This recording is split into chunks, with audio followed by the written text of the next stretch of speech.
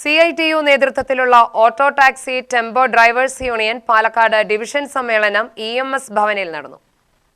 Union ജില്ലാ president K Babu ഉദ്ഘാടനം ചെയ്തു.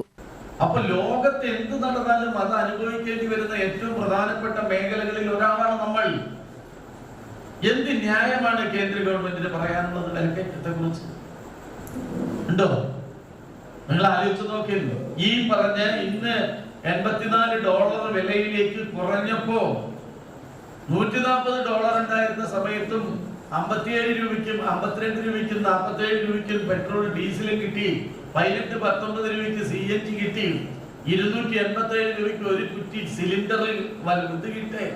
ആ ഘട്ടത്തിൽ നിന്നും ഇന്നിപ്പോ എന്തുമാത്രമാണ് വില വർദ്ധിച്ചത്? എത്രയാണ് വർദ്ധിച്ചത്? ആലോചിച്ച് നോക്കി. നമ്മുടെ കാര്യമാണ് ഞാൻ പറയുന്നത്. അപ്പൊ അതിരൂക്ഷമായ ഇന്ധന വില വർധനമാണ്. എന്നാ വില കുറഞ്ഞു. 140 നിന്ന് $84 വില കുത്തി വീണോ? കുറച്ചോ? യഥാർത്ഥത്തിൽ അത് എന്തുകൊണ്ട് കുറയ്ക്കുന്നില്ല? ആരാണ് ഇപ്പൊ ഇന്ധനത്തിന്റെയൊക്കെ വില നിയന്ത്രിക്കുന്നത്?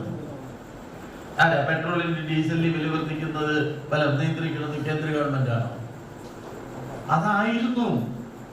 യൂണിയൻ ജില്ലാ സെക്രട്ടറി AV സുരേഷ്, CITU ജില്ലാ treasurer TK Noushad, division secretary V Suresh, Soni Raj എന്നിവർ സംസാരിച്ചു.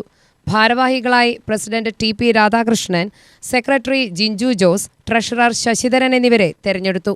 UTV news, Palakkad.